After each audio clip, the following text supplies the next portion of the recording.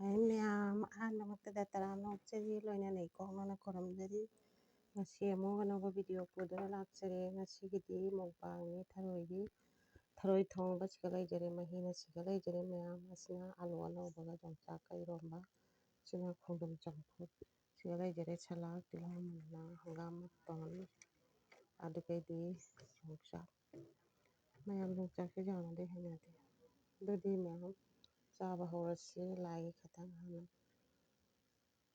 ꯊꯝꯖꯈ꯭ꯔꯒꯦ ꯃꯌꯥꯝꯀꯣ ꯁꯤꯅ ꯂꯥꯏꯒꯤ ꯀꯠꯆꯈ꯭ꯔꯦ ꯃꯌꯥꯝ ꯂꯥꯏꯒꯤ ꯀꯠꯂꯕꯅꯤꯅ ꯃꯌꯥꯝ ꯆꯥꯕ ꯍꯧꯔꯁꯤ ꯆꯥꯃꯤꯟꯅꯔꯁꯤ ꯃꯌꯥꯝ ꯑꯗꯣ ꯑꯩ ꯈꯣꯡꯗ꯭ꯔꯨꯝꯁꯦ ꯑꯐꯨꯠꯄꯁꯦ ꯍꯥꯟꯅ ꯆꯥꯖꯔꯦ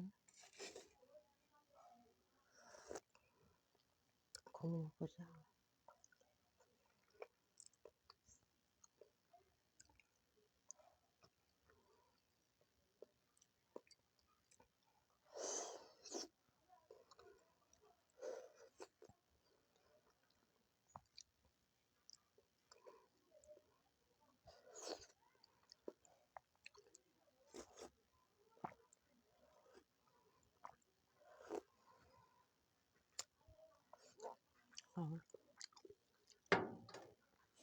ꯌꯥꯝ ꯍꯥꯎꯋꯦ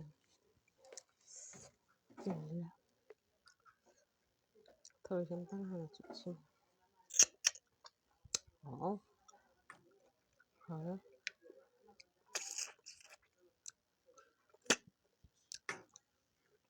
ꯍꯥꯎꯏ ꯊꯔꯣꯏ ꯈꯨꯍꯥꯎꯁꯤꯗꯤ ꯋꯥꯎ ꯌꯥꯝ ꯍꯥꯎꯗꯣꯔꯤ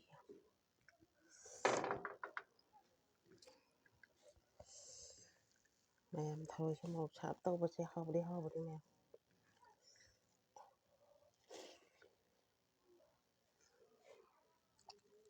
ꯑꯩ ꯆꯥꯛ ꯐꯨꯛꯄꯁꯦ ꯍꯩꯇ꯭ꯔꯥ ꯈꯪꯗꯦꯕ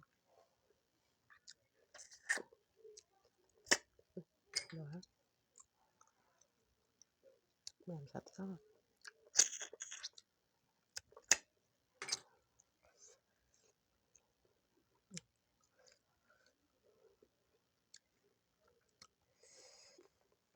ꯏꯔꯣꯝꯕꯒꯁꯦ ꯌꯥꯝ ꯍꯩꯅꯕꯖꯥꯠ ꯅꯠꯇꯦ ꯃꯌꯥꯝ ꯌꯣꯡꯆꯥꯛꯁꯨ ꯌꯥꯝ ꯍꯩꯅꯖꯗꯦ ꯑꯗꯨꯁꯨ ꯃꯇꯝ ꯂꯩꯔ ꯁꯨꯝ ꯆꯥꯔꯤꯅꯤ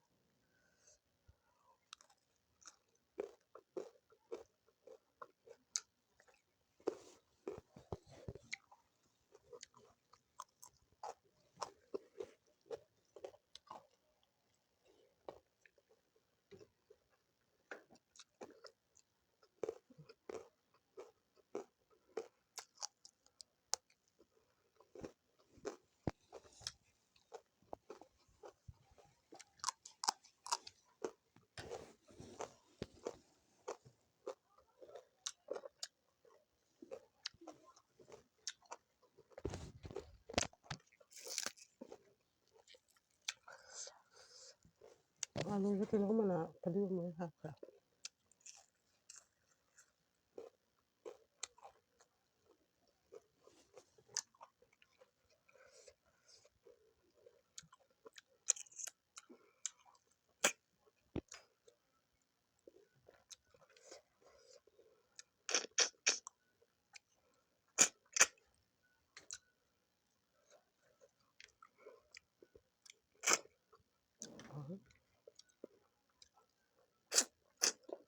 ꯊꯔꯣꯏ ꯆꯥꯕꯁꯦ ꯆꯨꯞꯄꯗ ꯃꯇꯝ ꯌꯥꯝ ꯆꯪꯉꯤ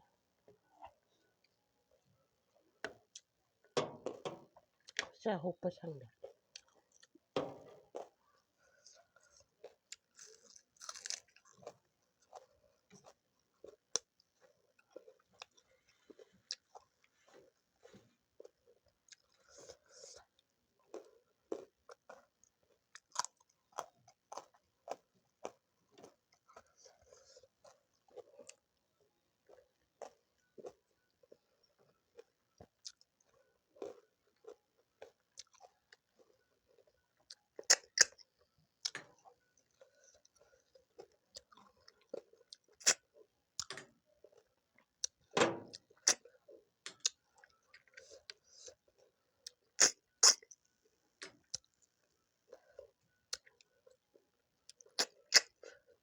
ꯃꯔꯨꯝ ꯆꯪꯕꯗ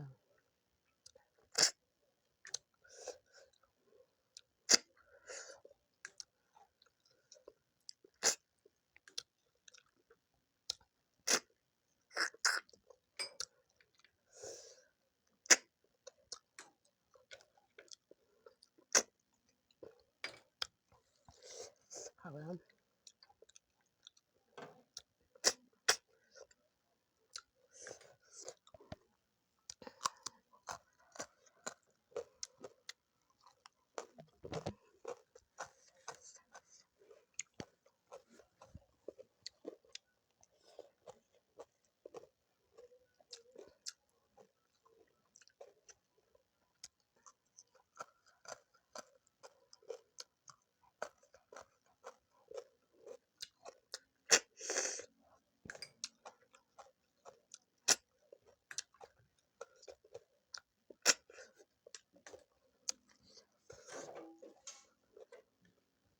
Taruh itu super loy bedanya. Coba loy deh sah.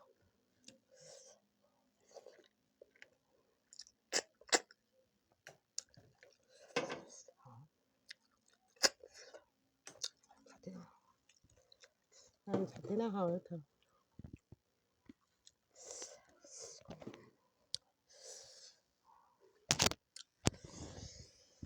Sắc 파자리 티가 파자리가 매운 그래 하죠.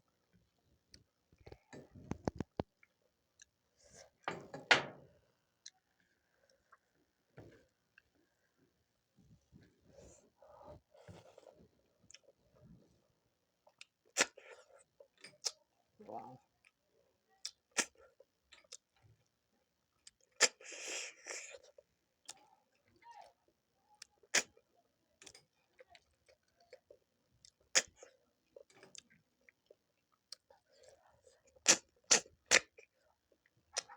Ini taruh sayur 짜는 거. Ate bisa jam hao.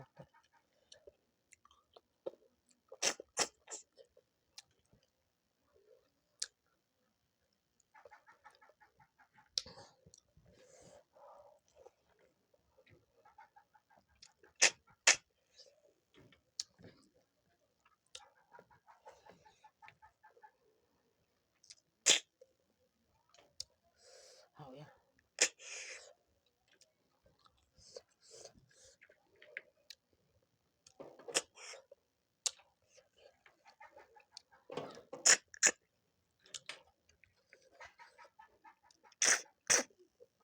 Hao ya.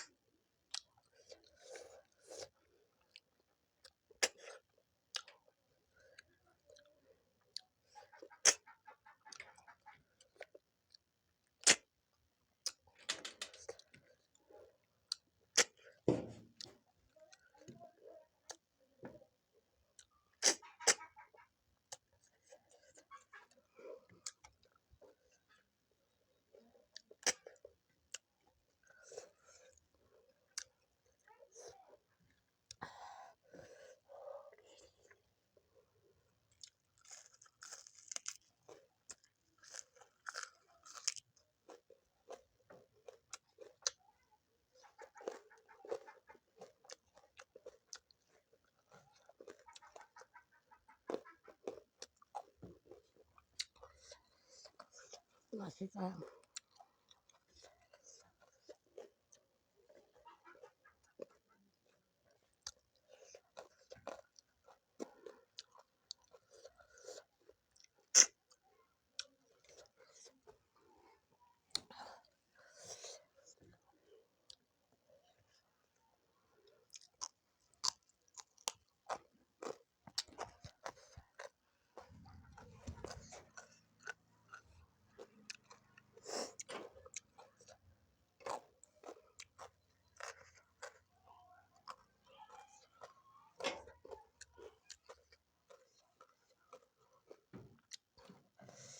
좀 짜장 하면.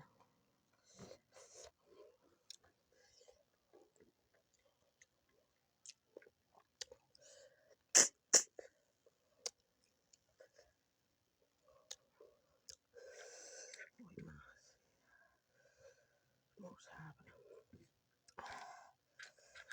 bây giờ thì xuống ngầm thì cái đấy một sao thì xuống ngầm thì của cái chạy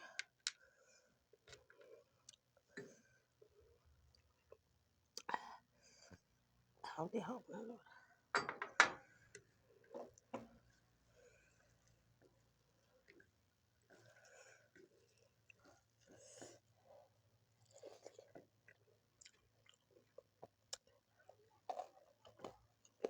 이러면서 뭐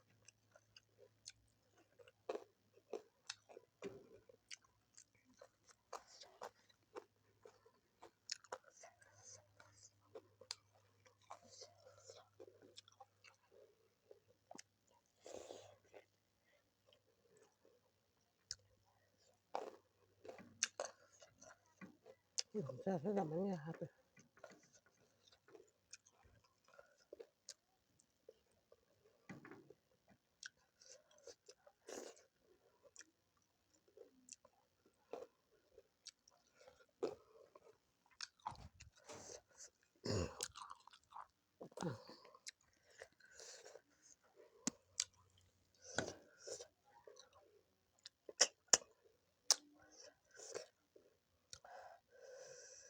얼마 이러면 자토끼를 줘